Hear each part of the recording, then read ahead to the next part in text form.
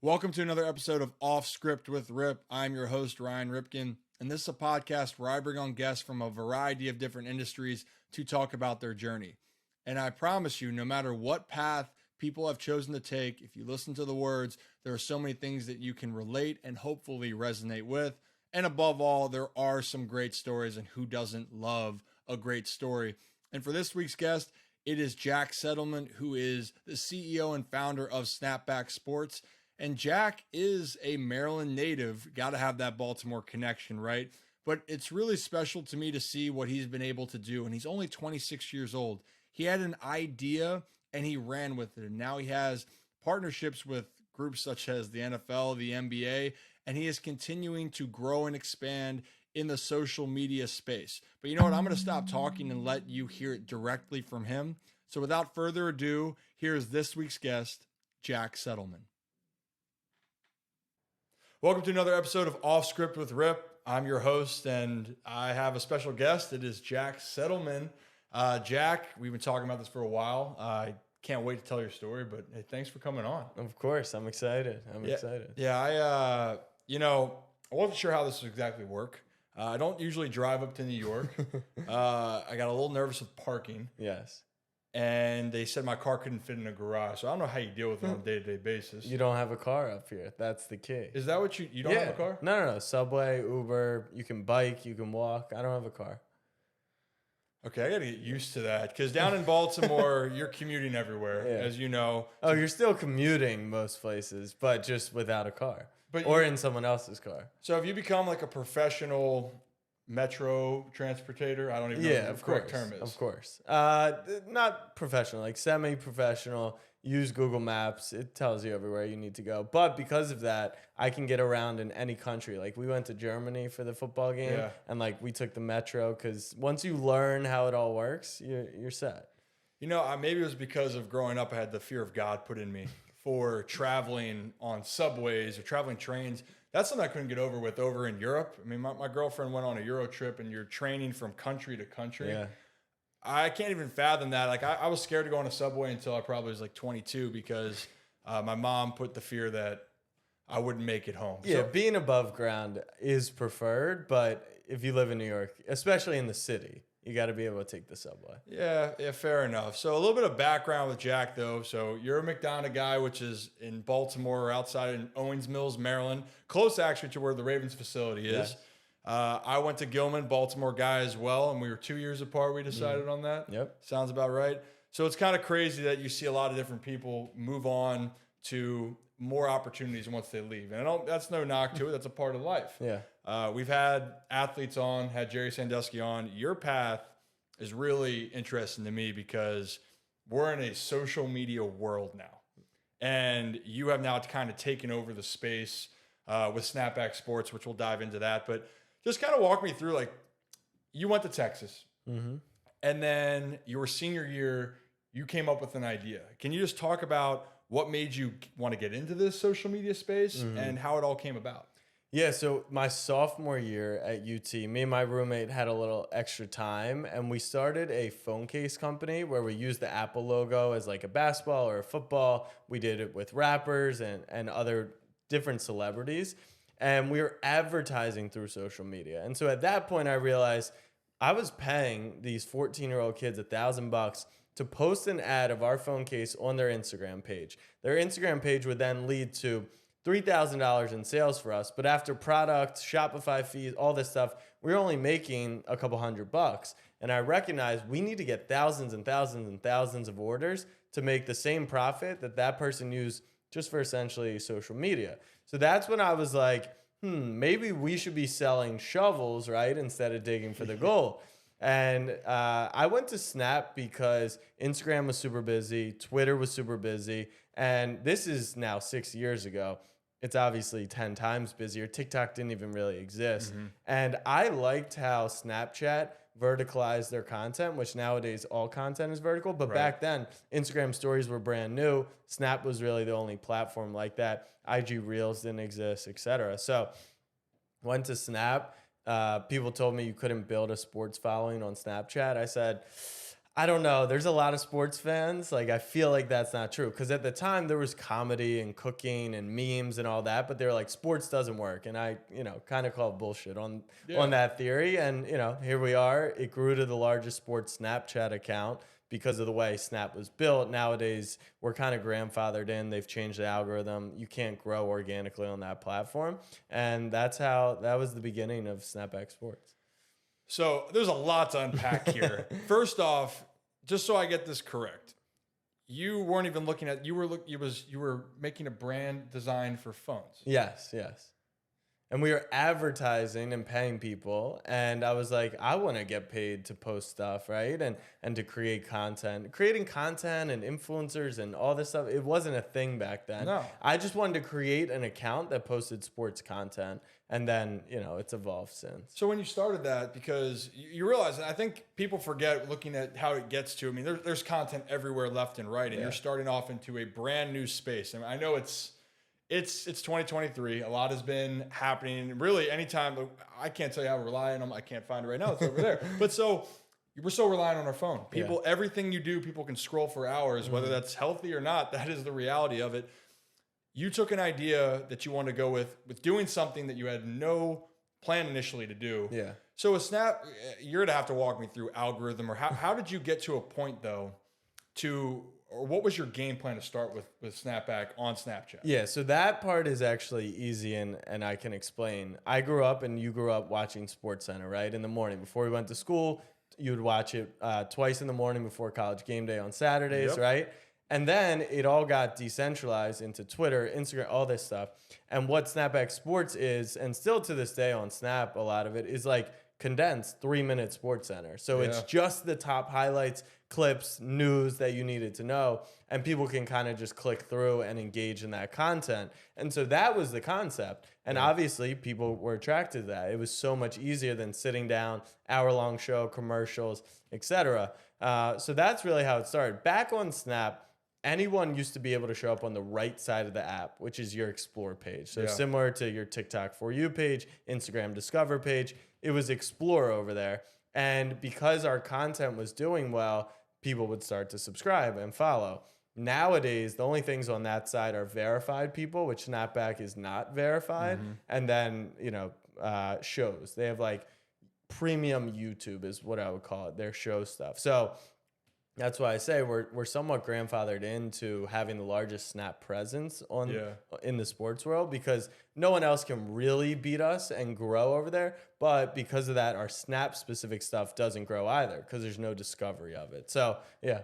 So what was one of your first videos that really took off? Can you remember? So that's really interesting too, because there's no real virality on the platform. The way you used to grow on Snap was there were these 14-year-old kids. They had these message groups and you would send them $100. They would shout you out from their accounts and then you would grow. And then once you hit a certain level, then you would hit the algorithm and be able to kind of gain subscribers from there. So it wasn't really a super viral platform. The first Snapback experience we ever did was the Red River Rivalry, Texas-Oklahoma, 2017. I believe it was Baker Mayfield, but I would have to fact check that. Yeah, we can fact check it. We'll look up the highlights with that. But it's just this whole world, because I'm trying to get involved now into the media space, and I would be lying if it wasn't overwhelming. And, I'm still down in the city. Like, I kind of just want to like swan dive into the harbor sometimes because it's just so stressful.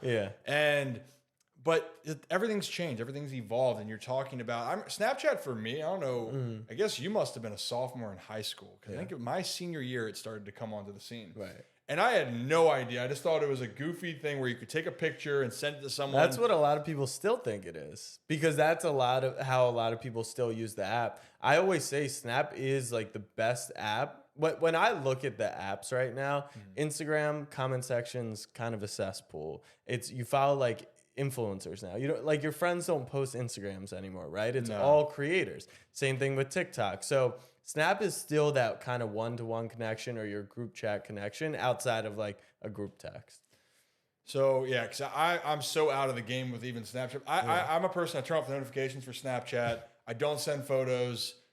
I'm weird. I actually wasn't really involved with social media much when I was growing up, and maybe that was because of the name and being a Ripken. And I just didn't like the distraction because I actually got on Twitter a few times when I was in college, and I didn't like that I could just people could message you all the stuff. I didn't need any more distraction. Yeah. Now being in it's the everyday life of people's entertainment of what they're doing or connecting, and it has so many great aspects to it. But to kind of just to move forward, so how many followers do you end up getting on Snapchat? So we're at like 800,000 on the main SnapBack Sports account.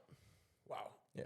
And then you moved. So what was the next transition over then? Was it YouTube and Instagram? The next thing was actually a podcast. So maybe we had started an Instagram or another platform, but the first platform we really attacked was our podcast. And the thought process was, short form, people are watching, but do people care about me and my opinions, or just because I'm curating a really nice feed for them? Yeah. And so we had a decent amount of success. I mean, we ended up #1. We kind of growth hacked the algorithm. If you get a certain number of ratings and reviews, and the original name was actually Real Sports. But Brian Gumbel and them, they didn't want us to keep that. So oh yeah, I can see that. That's electric, by the way. That's #1 for people that can't see that on here. So that was it. So you were focusing on not necessarily, that's a big thing where I feel people nowadays want to make it about themselves in a sense. Yeah. And some people, they love the personalities, and hopefully I put this back correctly. You're good. But you were trying to play to an audience that would fit to that. So how are you able to combat that and really kind of understand? Because it is one thing, like it's fun when you are in control. Yeah. Yeah. But how are you able then to tell yourself, hey, this might be what I'm enjoying, but how do you play to, or how'd you get that feedback from the audience? Yeah, I talk a lot about this, and I try not to rag on the big media companies, but it's true in that their execs aren't in the DMs listening to fans and what they want and focusing on comments. I've answered hundreds of thousands of messages from my fan base. And so today I put out, would you guys want Snapback Sports soccer jerseys with cool designs? And half of them were like, no, those are the ugliest things I've ever seen. And half of them were like, yo, those are fire. And so when we were doing the podcast, we wanted to keep that same thought process. And to be honest, I always got the sense that people were listening, but it didn't fit our audience perfectly. And I think we were just a touch too early. We should have been doing video podcasts the whole time. And it took 3-4 years until we finally did video, because that's just how our audience is engaging with stuff. They watch it on YouTube. They can watch it passively, or they want to see a face to it, right? Yeah. So the evolution of it, the video aspect, people want to see things more than hear. And I know the podcasting world has really taken off, and it really kind of has a similarity to radio at times. When you think of it in that sense, you pop on a podcast in the car. It's essentially the same thing if you're just turning on the stereo or radio. But the video brings life to action. I guess what I'm hearing right now for you is you had some trial and error to figure out what worked. And I think that to me is fascinating because, in my career with baseball, it was trying to figure out what worked. And then constantly when you thought you had it figured out, shit hit the fan. You had to work on something else. So could you just touch on these opening steps? It couldn't have all been, all roses and everything was peachy. What were some tough times that you experienced? So I know at the end we might have some advice. So I always have 2 pieces of advice. So I'll use one now. Oh, use one now and save one for later. So the first one is I think it was a company called Nike, and they say just do it. This is my seminal belief, which is go and do it, and it'll force you to figure it out. So I was I want to create a podcast. All right, next step. How the heck do I create a podcast? How do I edit a podcast? How do I promote a podcast? How do I work with a podcast company? How do I make money? You're going to learn 8 skills just from creating a podcast. Now, this setup that we're using now, this is over 5 years. We've gone from mics, handheld mics, over some shaky software on bad Wi-Fi to Ethernet to you see this setup. This is just brand new in this office, right? Yeah. And so there's evolutions to it. And I do think that's the beauty of today's age is yeah, you want to get to the quality of a DSLR camera and these mics. But like we start off and there are tools, free tools. Your phone works, not like the phone camera is 90% as good as this thing. So you have the tools at home, but you got to go and do something. And so that's what we did. We just figured it out. And if it didn't work, we just iterate on it and use YouTube. YouTube knows everything these days. You can Google search and YouTube it. And there's so much information, at your disposal. But I think that's a big part is getting started, going to actually do it. And not to use Nike's phrase, but I mean, but it's true. I always felt that way for myself. It was I would sit there. Sorry about that. I would sit there, and I would have an idea. Yeah. But then, I mean, correct me if I'm wrong. You just sit there, and I'm going to work on it the next day. I'm going to do it the next day, and it doesn't happen. You sit there and you keep thinking, well, shit, when am I actually going to do something when I tell myself I have an idea? And for me, it took a while, like this podcast. And there's one thing about being prepared. Yep. There's another thing about putting the first step forward. Yeah. Right. So what you're saying is the information that you did, you weren't afraid of failing. No. Is what I'm getting at. For a lot of people, though, that is a common thing. So was it just early on for you growing up where failure wasn't daunting to you?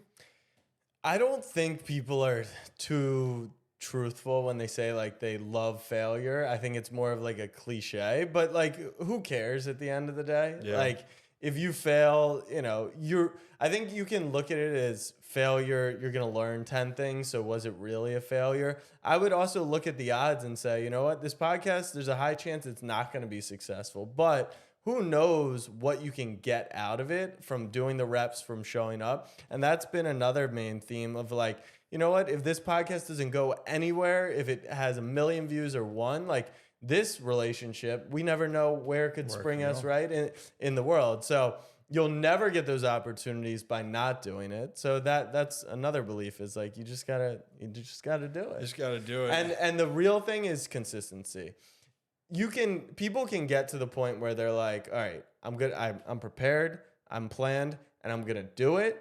But then it's the consistency. You record 6 episodes, they're shaky. And then the listenership is whatever. Like we're still not doing amazing numbers and we're 5 years in, but the consistency is what has people, prepare for us every single week. Yeah, and it's growing your audience. So even if it doesn't, I went through this for a while, and even in this thing, each time, I love when people give me feedback right now. I will say, I don't buy that people love failure. I think that's a load of shit. Yeah. I mean, is failure one of the best teaching tools? 100%. Absolutely. But I can't tell you how much when I would be in a baseball game, and I brought this memory up, I got off to a good start to the season in 2019. And then it was, like 6 for my first 8, feeling great. And then I went 0 for my next 8, which included going 0 for 5 with the golden sombrero, which is 4 strikeouts, in case you're wondering. And then my manager said, you're not playing the next day, take a break. The player that played for me got thrown out of the game. I had to be inserted in the lineup and struck out 2 more times. So at one point I was 0 for 7 with 6 Ks.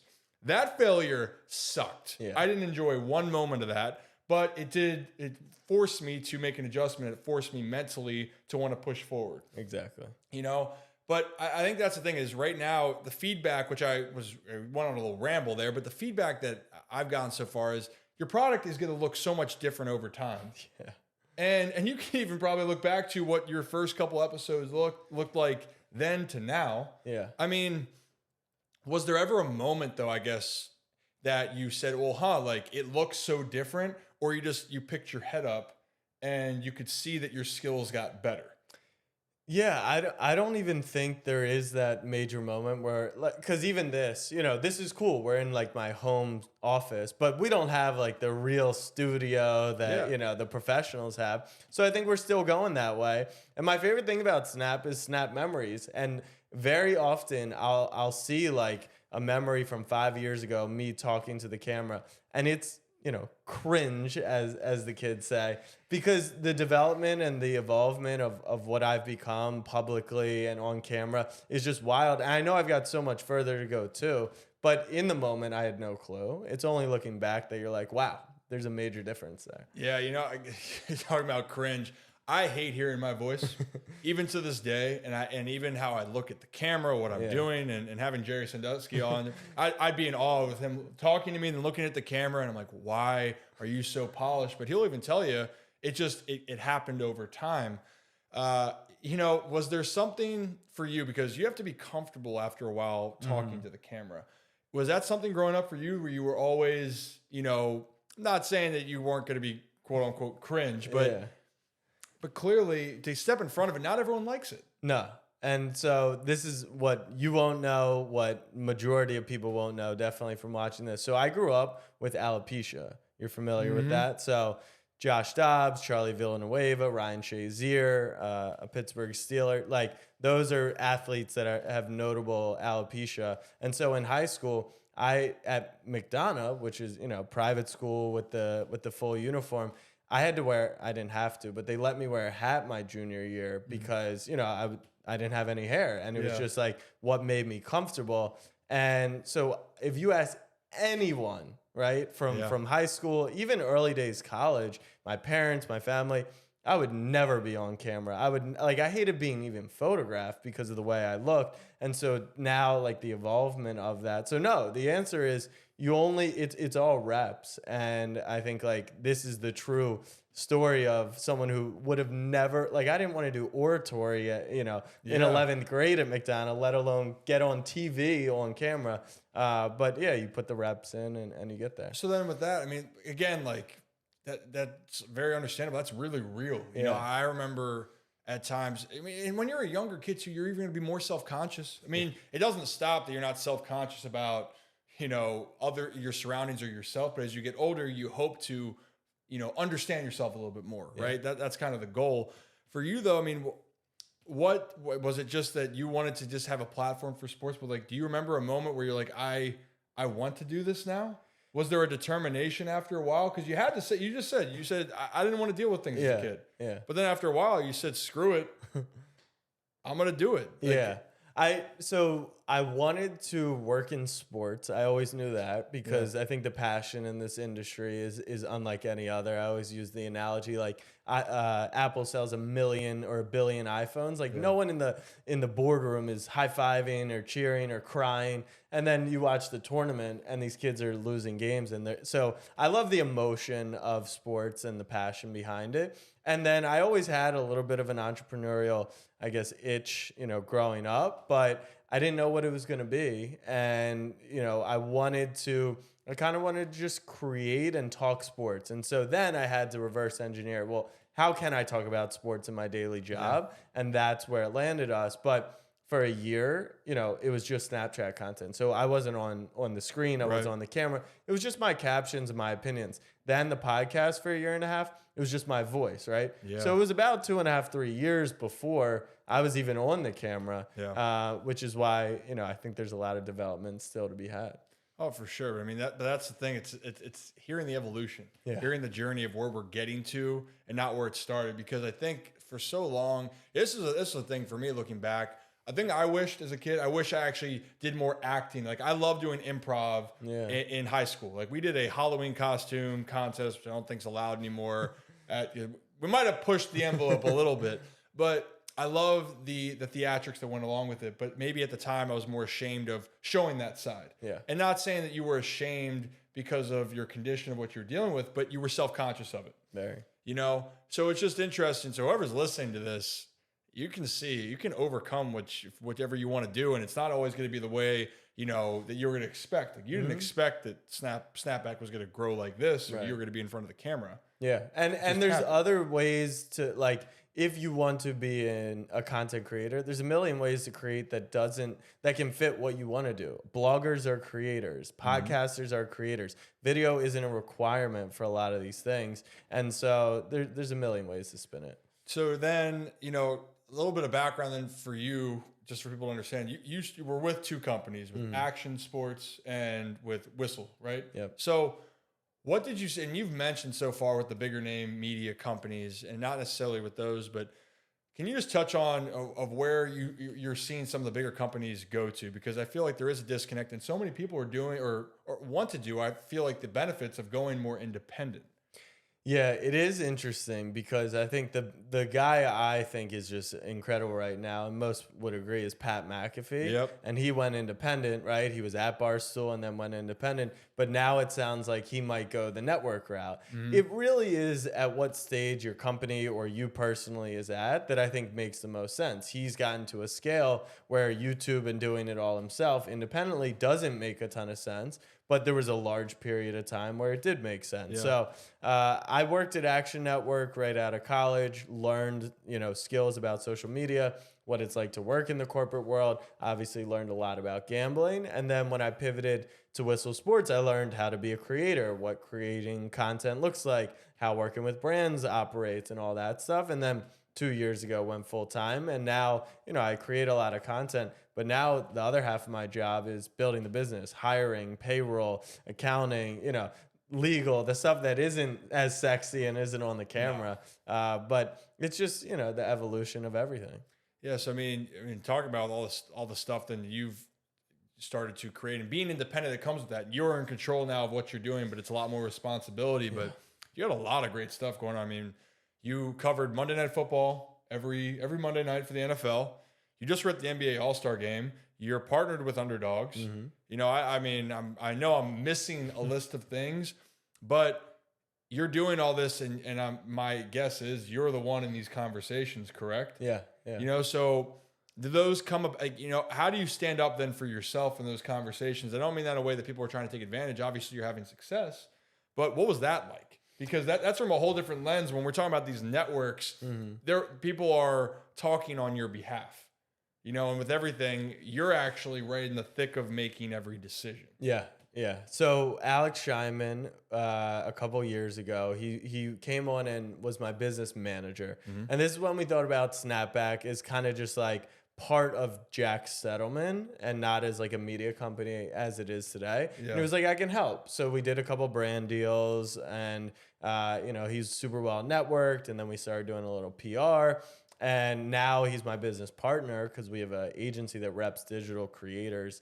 And so what we found was I could pitch myself. I know myself and our business better than anyone, but kind of putting someone in the middle of it was super beneficial. Yeah. And I think there was actually a report that came out today that said 37% of influencer creator rates are just completely made up because people don't know how to price themselves and what their worth is, especially at the onset. So he was definitely pivotal in evolving the brand and getting us to where we are today. And so he sits in between a lot of those conversations. Obviously, I have a lot of those conversations as well, but it is nice to tap on someone and it, the company that we're negotiating with, they have no clue. Like I've made my friends my business associates for the day because it kind of just positions it, and then it puts someone in between. And then, ironically, you talk about Lamar and an agent, right? The benefits of it's like, it's not that I couldn't negotiate the same deal, but things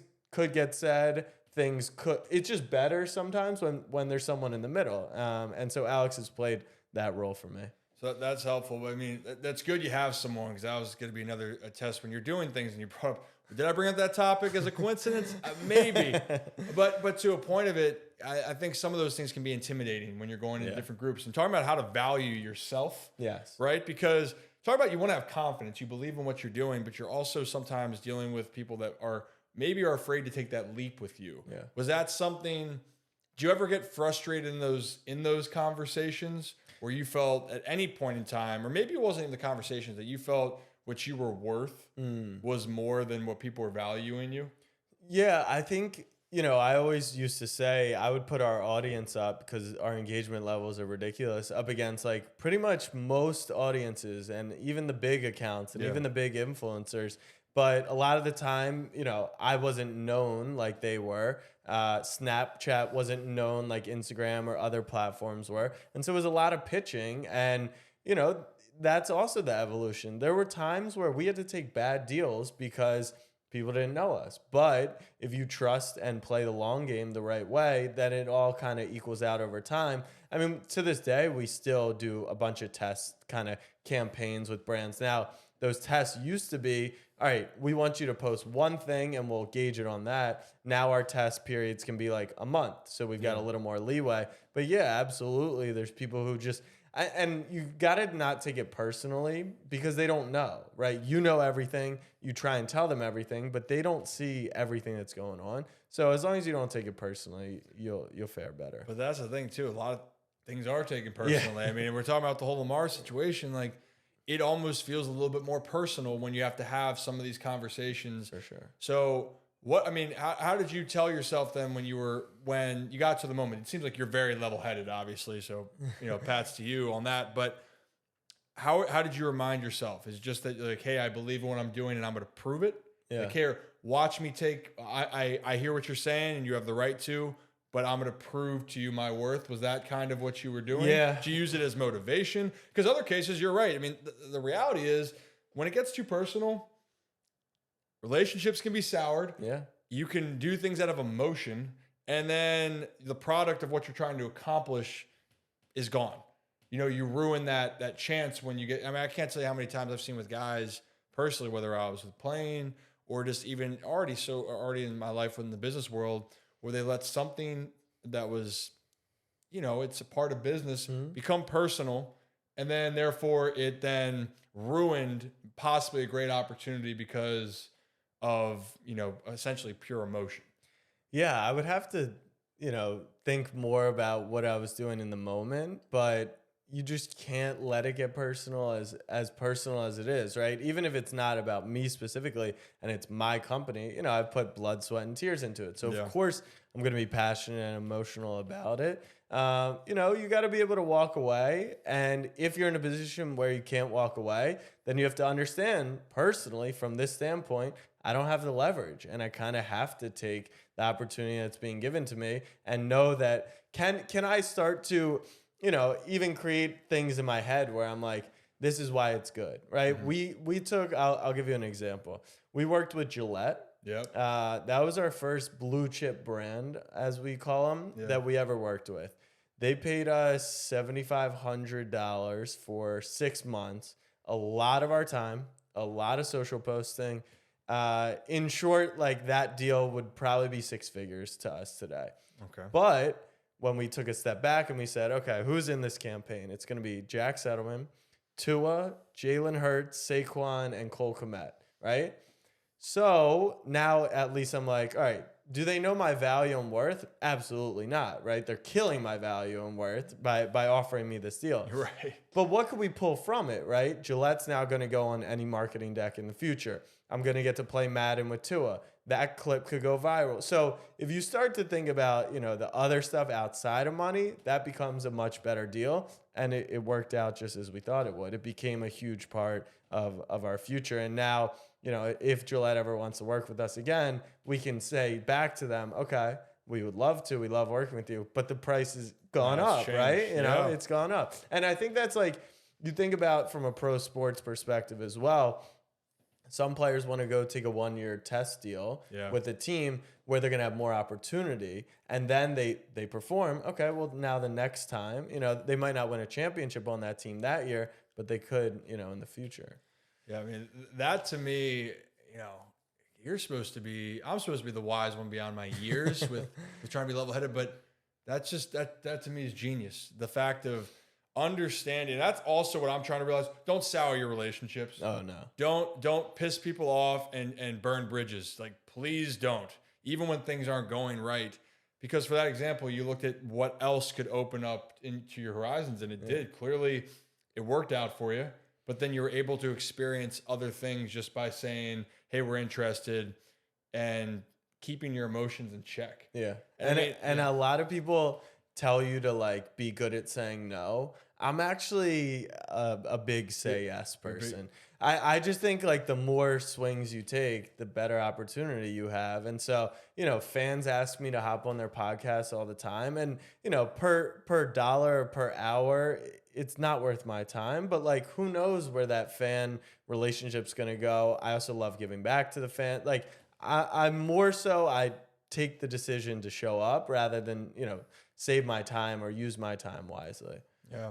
Well, and that's you never know who's going to be that voice, and you might think that they might not have value, but that person goes on to do something that's extremely successful. Exactly. And we get kind of lost with that, which that's life. I mean, honestly, I think, and you can correct me if I'm wrong here, but as you're moving forward and people are talking about it, you can have the degree. You can be the smartest guy in the room, but if you don't know how to handle relationships, be able to be compassionate, be understanding, be able to be personable, that to me is a more valuable trait in moving forward. And that's no knock. I mean, I'm not the smartest guy in the room, so I'll just say that. But I mean, but it goes to show, like I see that with even a lot of my friends. They're extremely smart guys, but some of those other values aren't that. I mean, it's a relationship-driven world. Oh, 100%. It's your network is your net worth is the common phrase, and it's all too true in this world. And yeah, that's why you can't sour those relationships, or then your network's gonna shrink, and you'll start to get a rep. And I think that's how we've been successful, is we're friendly with everyone. There's what I've learned, and it's a mindset when you're younger, I think that you're unaware of. There's enough opportunity and enough money in the world that it's not competitive. And I think coming from an athlete, it's like, all right, if he wins, right? If your podcast is successful, mine isn't. That's not the case. People listen to multiple podcasts. People watch multiple TV shows, multiple Netflix series, multiple games. People bet at multiple sports books. Like, there is just opportunity for more than one person to win. And once you can have that mindset, it really is helpful. Yeah, I agree. I mean, it's a competitive world, but a lot of things people can help each other out, and you guys can both grow and evolve together, which again, that's life. I'm learning as I go. And baseball's it's weird though. I will say with baseball, where minor leagues is a different breed, and so this is just a little story time for me. Minor league baseball, you actually do have to play for yourself in the minors, because they're like, hey, we'll replace you at any time, and not until you get into the majors and you establish yourself and you get a contract, then you're focusing fully on winning a World Series. Right. Because the whole time, everyone's trying to replace you. If the team in the minor leagues has lost 130 games, but you're hitting 300, that matters more than the results on the field. And that's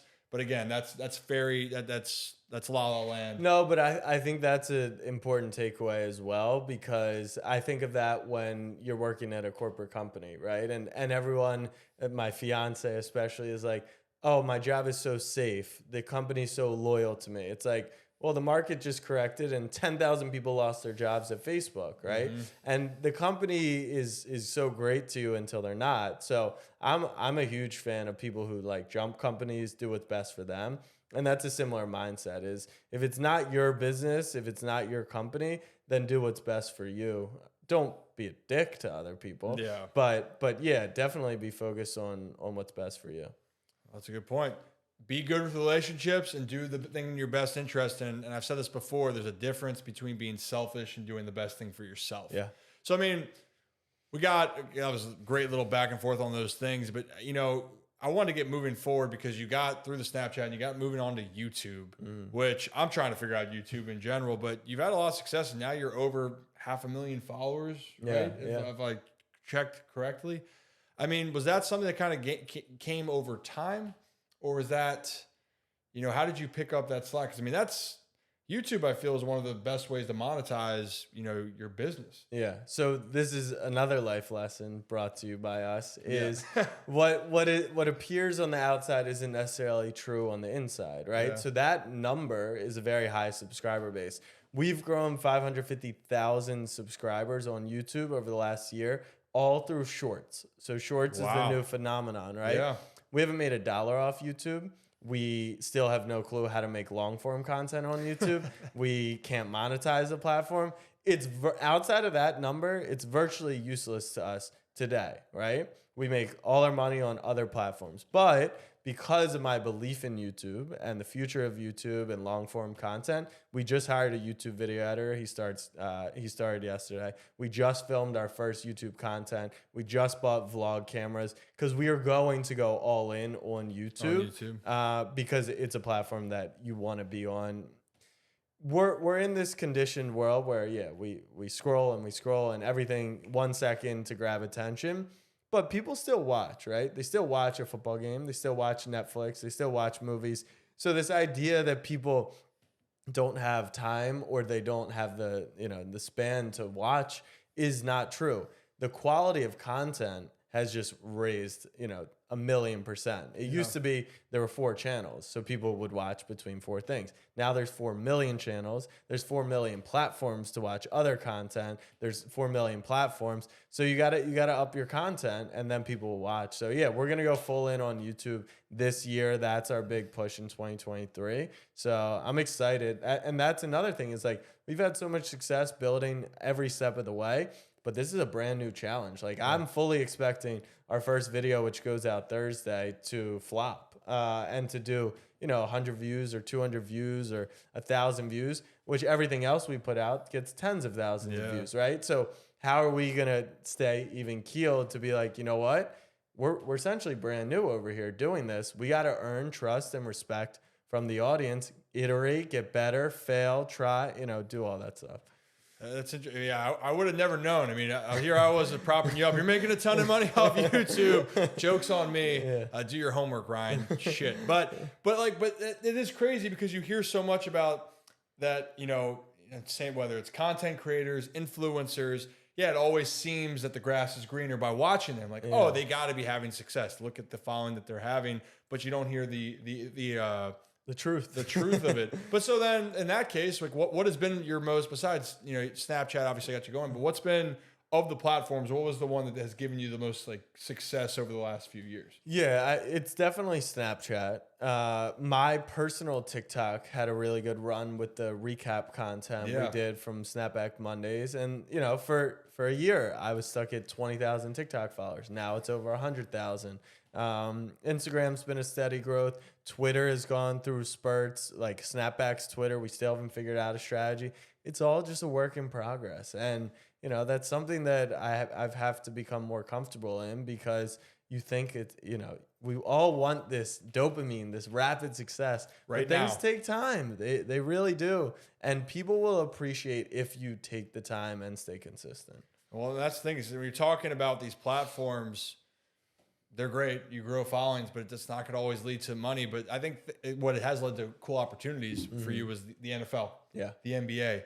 Can you talk a little bit how your partnerships came about with those two leagues? Yeah. So Alex, like I said, he's a great guy and he's super well connected. And I'm trying to think what our first, relationship was. He interned for them 6 years ago to the tune of Don't Burn Bridges and Stay in Touch. And we decided that we were going to do the Snapback Monday concept, which actually my original concept was I wanted to see if you could go to 365 games in 365 days. So 1 year on the road. It was while I was at Action Network. I planned out probably the first 6 weeks, and then, I kind of shuffled it away because it would have been a big endeavor. Oh, yeah. And then COVID hit. I moved in with my girlfriend at the time, who's now my fiance. Congrats, by the way. Thank you. And she won't let me go a year on the road. But I was like, you know what? How can we condense this idea? Yeah. And so a Monday night tour. And so we were like, you know what? We're going to do this. And I see a lot of people, they want to prepare things, but they're like, I need this to happen, instead of just being like, once we said we were going to do it, then people became interested, because they were like, the leverage changed. We don't need the NFL because we're going to do it. We don't need SeatGeek because we're going to do it. Now, we want to work with you because we would like to make some money, but we're going to go and do it. And so, I'm trying to think if we had worked with the NFL before, but we reached out. We had some contacts, and we were able to take over their Snapchat for week 1 in Seattle for Russ's return. And then it came full circle. I took over for Media Day, opening night at the Super Bowl. So, you just kind of got to take more reps, do more things. Yeah, you brought up a thing of doing it, not stop waiting for someone else to do something. And in that case, if it hopefully works out, they'll come to you. for that, then when you were doing some of this, were you funding some things yourself? Did you put some money like? Yeah. So Snapback's fully bootstrapped by myself. I mean, the beauty of the company is it's been profitable. Social media is a high profit business if you can do it right and you can build a real audience. Nowadays, I think companies are spending a little too much developing content and then they don't have the brand revenue on the back end. But yeah, we had some money in the bank, and so I was like, let's scope this out. It costs, $30,000 all in. And we found a partner that was willing to pay us twice that. So we were like, all right, we're clear. But if we hadn't, we were still going to go and do it because we were making money in other areas. And, it was obviously worth it. People are really excited about it. We'll see if we run it back this year. I thought we weren't going to. And then the more people have been like, yo, that was great. The fans want it. With this YouTube stuff, we want to take it to the next level. So I would expect to be back on the road this fall. And then, the NBA, then you got a little bit of taste. You were going on. You got to be at NBA All-Star Weekend. Yeah. Got to have that whole experience. If you go on and watch, there's one of your videos kind of vlogging, going through the photo shoots, doing, there was like the G League experience. And that was just awesome. Then you got to go on TV and talk about, it was about gambling, right? A little bit. So in sports betting, in some cases, when you look at this, do you ever have a moment of being like, I can't believe I'm actually in this position? It's ridiculous. Like, the shit I get to do is silly. Like, why the heck am I the youngest sports betting analyst going on NBA TV before the All-Star game? It is ridiculous. I know it's ridiculous, but you gotta, embrace it and enjoy it, and obviously not forget like where you came from and why you got there. And that's really just our fan base. Which is why I'm always, happy to take a picture with them and interact with them, because I'd be literally nowhere without the fans. You have to enjoy it. And we talked a lot about this, in the midst of Mondays, right? Yeah.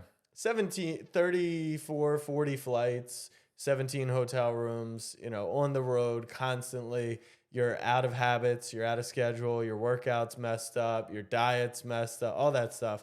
But then you take a step back and you're like, all right, I'm on the field at a Monday Night Football game where literally not only does our entire fans want to do that, but like the people in the stadium, they're in the seats and we're on the field. So yeah, you have to enjoy the journey, or else what are you doing it for? Yeah.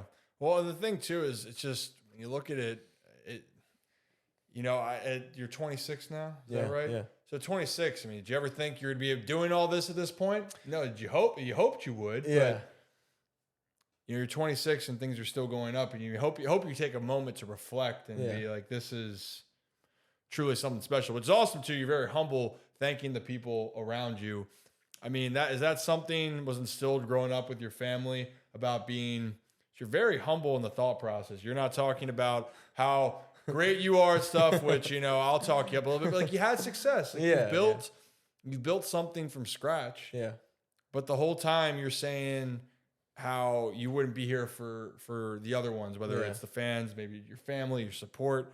What was that? I mean, my parents are good people. I was lucky enough to be raised in, a group of good people and a good family. Yeah. McDonough. McDonough. I think for the most part, it's probably a lot to do with my alopecia. Like, in that moment, for those few years, it was like, wow, you never really know what anyone's going through, because mine was very public, right? You could see it. But then you start talking to people and it's like, everyone's going through shit. Yeah. And so when you start to understand that and how, hectic now I just default to kindness, because like, God, why do I need to ruin someone else's day? Their day is probably already all jazzed up. We've all got stressors in our life. So yeah, my parents are awesome. My family's great, but it's probably that has led me this way. Your own personal experience. Yeah. It's where you realize that. For me, I'll say, and I'm probably not as nice as you, but for me, it was growing up when I felt certain ways with growing up, and even with my dad, the expectations of trying to be something. And I always felt that I could never live up to it. Yeah. And that part of me always made me look at others when I could see people being too hard on themselves or putting themselves down, that I never wanted to be that reason. So it's really cool to hear your own personal experience of why you act and treat people the way that you do. Yeah. No, I'm glad you shared that, because I think that people are always like, oh, that's Ripken's son, right? That, like, I wonder how he thinks about things, his expectations, all that stuff. And this is why I do like content, because I'm a bit like, I went to therapy when I was younger for that. And, the rise of mental health and how we talk about it is so important. And that's not to say that you were in a deep depression or have high anxiety, but like, even just talking about it makes it a much more comfortable situation. So yeah, I'm glad you shared that. Yeah, too. I mean, it's interesting. Everyone has their own journey and path. I mean, I'm a big advocate with the mental health, because I used to always put, then growing up, baseball, how my success and my family, what I was doing was impacting me as a person. You have to separate that as you get older. And it's interesting bringing up mental health. Social media has changed the kind of perception, and sometimes it can really help. We're talking about dopamine. Everyone, you want the instant gratification, but at the same time, it can lead to people being really stressed, being dependent on it. How have you been able to maneuver through the social medias? And I'm sure at some point and this is your business, I'm sure at some point you have to try to turn it off or to reset yourself. Yeah, I mean, the hate comments, right? Like you said, like, social has done an amazing job connecting people, finding amazing stories, sharing, now stuff's more public, but it's equally can be, if you let it be, as devastating. Even just like young kids looking online thinking that our lives are the best things in the world. Why can't I be like that? To, getting hate comments. I've always, I guess, for some reason been able to deal with the hate comments, because honestly, I probably credit like Gary Vee a little bit on this and how he managed them. And he always said, like, if someone's coming into your DMs, right, to rip on you, they got something going on in their life, probably way worse than where you're at. And just understand that, like, once again, it's not personal. It'll definitely feel personal, because they'll say some shit that'll get to you personally. Oh, yeah. But, at the end of the day, if someone is like really, really ragging on you, it's probably something with them. So it's tough. I mean, there should be training in classes, and there should be more conversation around this, because kids they're growing up in a tough time when it comes to that stuff. But, you say, how do you deal with it? You can close the laptop. You can turn off the phone. You don't always have to just take the brunt of the bullying that happens. Yeah, and I think you got to realize the sources. And Jerry Sandusky talked about it perfectly too. He was saying, realize the sources. If it's one of your close friends being critical, that's one thing. But if it's someone you never met, might not even have a profile picture, and they're just spurting out whatever, I mean, take it for what it is. It's funny. It's actually when I turned off my Twitter as a 19-year-old kid. This wasn't horrible. I just, what was one of the weirdest things you recall? Because where I'm going with this is, I was in college, and when I told my friends you could Google or search my name on Twitter and something would pop up. So they would do that then. And one of the things that popped up was I ran into some girl out at a party. And then I remember exactly, camera went off, and she said, sorry. I meant to do a selfie. And I'm like, oh, okay, like, all right, sure. What it turned out was she was tweeting about how ugly and hideous I was, and said I looked like an avatar, and then posted that photo exactly where she said she was taking a snap. So I wasn't even mad. I don't know if avatars are really good looking. I know they're massive. Yeah. Maybe that's for some people, but I mean, what's one of the, like, did you have a comment or something you had where you're like, you know what, that's different? That's a great question. I'm not sure. The only thing that like comes to mind is like anything about Hallie or anything that's not about me. Yeah. That's where it's like, don't do that. And you know what I'm very open about is like, I'm quick to block. Yeah. If you're going to hit now, I think there's constructive feedback, even from people that aren't your friends, right? If people tell me, hey, this video sucks, I think like, okay, tell me why. Like, I would love to know why you think it sucks. If you have a reason of why you don't like it, let me know. Right.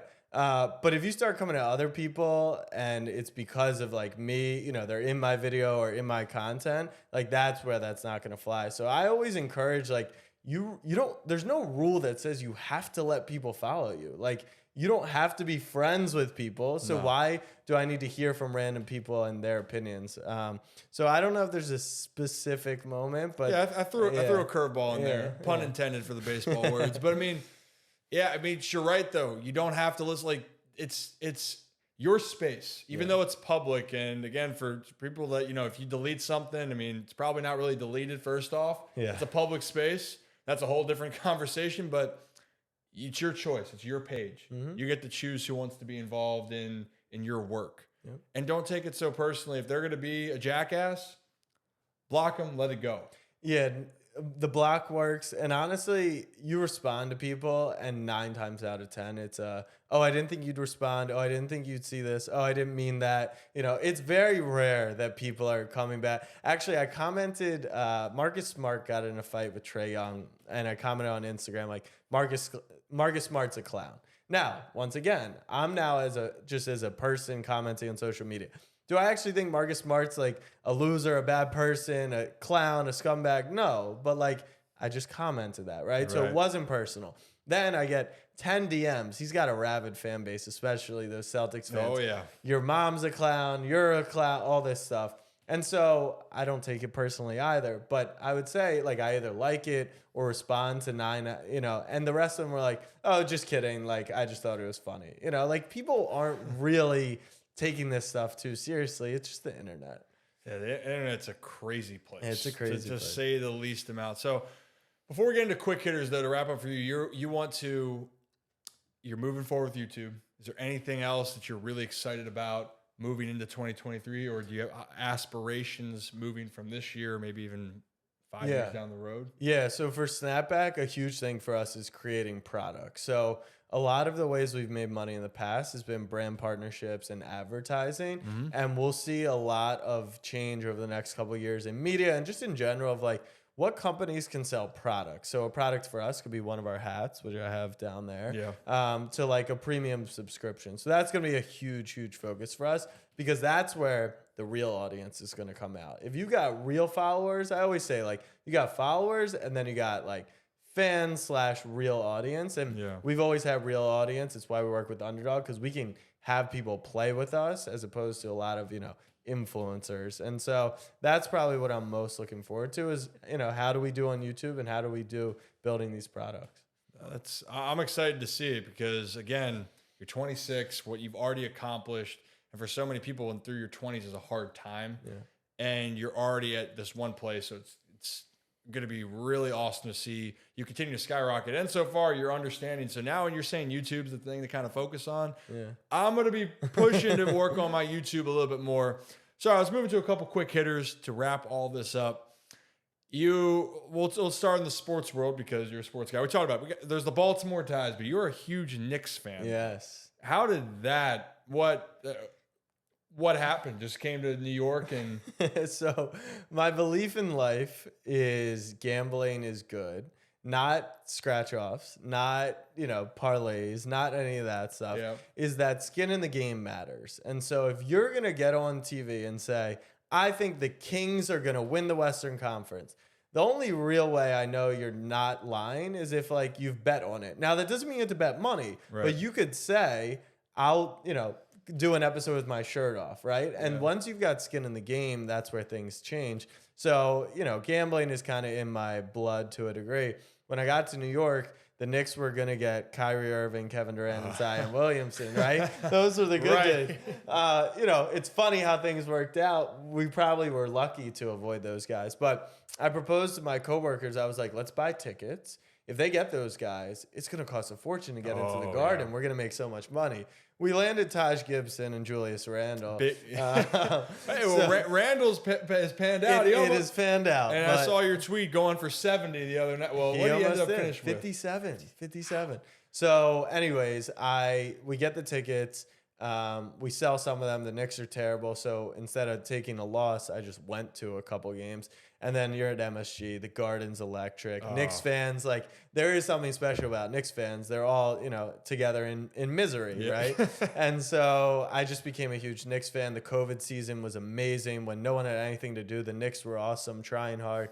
And here we are in the 5 seed right now with the playoff run impending. So that's the backstory to how I became a Knicks fan. That's fun. I wish that was the one thing in Baltimore. I wish the Wizards used to be the Baltimore Bullets. Yeah. And you can go into D.C., but it would have been really cool to have that team in Baltimore, that setting, because just basketball, I love the sport. And the Garden, that's the thing for me. I want to go to those games. Are you going to go to the NCAA tournament when they're in the Garden? Yeah, I'll be there on Saturday. Yeah. Man, that's going to be a blast. Yeah.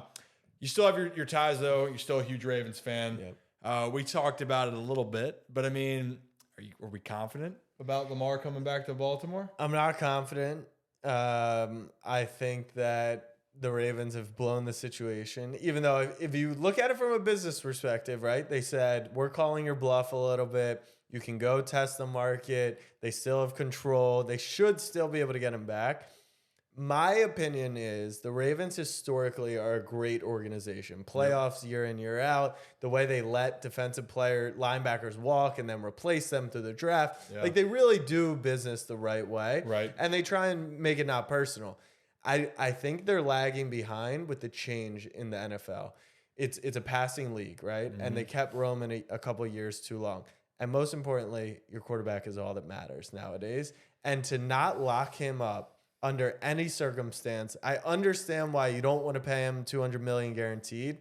I think the league's just changed. And I think if Joe Burrow were to say, hey, I want this money guaranteed, since he would probably take that risk, because they don't want to risk this idea that Burrow's not going to be there. Mahomes wouldn't be there. So, well, it's a good point now of what it's saying, and we know Cleveland kind of. Yes. The Browns brown, and that's a whole different topic. But I mean, the thing is, yes, you get it, but it's a quarterback-driven league, like you said. And for the Bengals fans, you can't imagine life without Joe Burrow. Since Jamar Chase came to the league, and he's got his partner in crime, or Burrow has his partner in crime in Chase. That duo with T. Higgins, that offense. And the Bengals went from being irrelevant to now being the contender each and every year. I mean, and Mahomes, it makes a difference. Yeah. I'm right there with you. And look, Ravens fans, I get it, because we've built a great defense. We've built a great offensive line. We have Lamar Jackson. But then you look at Cincy. They had an awful offensive line. They still got there. Mm-hmm. Same thing with Kansas City. They let Tyreek Hill walk, but they bring in the pieces to make things happen. And I just think the Ravens need to embrace that. That's where we're at in 2023. Pay Lamar Jackson. Oh, he's special. He is special. I think people forget that. I can't, that's the thing is I don't blame anyone. There's great people involved with all. I tell people all the time, don't get mad at the people involved with it. The business can get difficult, but doesn't make them bad people. They're trying to look out for the best thing for them. Just it's off right now, which stinks. With football, though, next question. What were some of your favorite places during your Monday night segments that you went to? So Lambeau Field is like the only, I would say, sporting event. Like, I've been to Wrigley before. I've been to Fenway, MSG, historic arenas and stadiums and cities. Lambeau's the only one that I genuinely, and this could be biased because I'm a sports fan, but I think you could go and treat it as like a museum and a tour of like culture. Yeah. And that's like the level of like, you just feel football there. The metal bleachers, the cold, the cheese, the beer, and the historic legends in their team museum. So Lambeau's definitely number one to me. And then we got to explore some cool cities like Kansas City. You get to try the barbecue, see the tailgating. We got to go up to Buffalo, do a wing tour. So those are probably a few of my favorites. I just love seeing the energy of the crowds and the team and all that goes with seeing, it's not necessarily always different cultures per se, but being able to see like different cities is really awesome. Yeah. Then what about fan bases? What was one fan base that surprised you? Oh, a surprise. Maybe I didn't know what Kansas City was fully like. Like, you hear about it on TV that they're loud, but that place is deafening loud. Niners fans are rowdy and they travel really well. Like when we went to Mexico City, that was like a home game for the Niners. So that was cool. And then the most underrated place is Indy. The Lucas Oil's gorgeous. The city's really cool, great bars and food places downtown. It's like a small, neat little city that was fun to be at. Yeah, you're gonna make me travel to game. Actually, my sister and I were trying to do that. Go to a game each year, at least one Ravens game away. But now I might just have to say, screw it. We're gonna go to all of them. Go to I think there's some great ones next year, if I'm not mistaken. I gotta look at the full schedule. Yeah, I love it. And for everyone that's wondering, it's all on the Snapback Sports. You want to go look at all the details of the Monday Night Football, what we're talking about. It's all on there, and it's well worth your time, especially if you love the NFL and you love the experience. So now we're getting the last question. You already answered one piece of advice.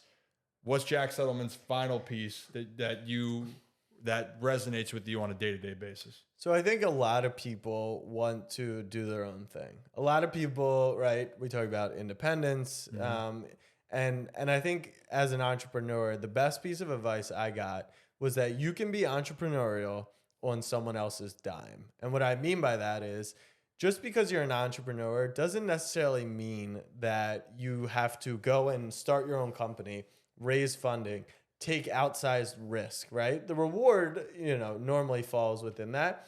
But I took a lot of entrepreneurial ways at Action Network. I started our college ambassador program. If that program failed, that didn't cost me $1. I actually got paid to, try that, try right? it out, yeah. And so I think, if you're thinking about doing your own podcast, you're thinking about doing your own social media channel, whatever it may be, your company probably needs help on social. Yeah. Run their social media, test, try, learn. You're going to have to do it on your own time. But yeah, I'm a big believer in being entrepreneurial doesn't necessarily mean that you got to go and do stuff by yourself, because the entrepreneurial journey is lonely. And in sports, we make fun of players who join super teams.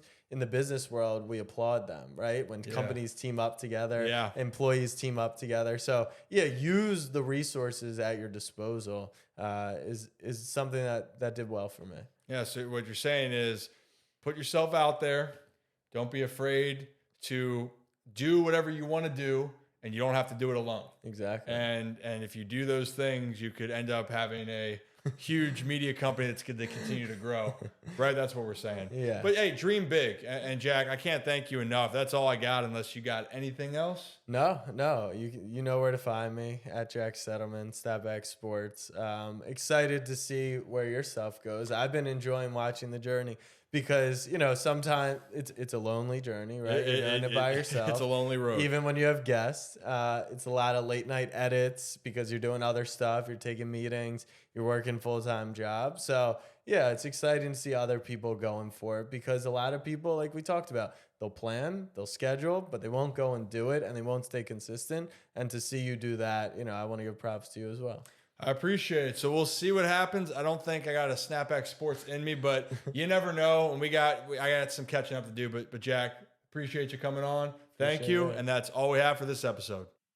That does it for this week's episode with Jack Settleman. I hope you enjoyed. And if you did, please like, subscribe, and leave a review. That's the best way for me to make this whole experience better, because at the end of the day, I want to make this better for all the listeners out there. And I will see you next week for another episode of Off Script with Rip.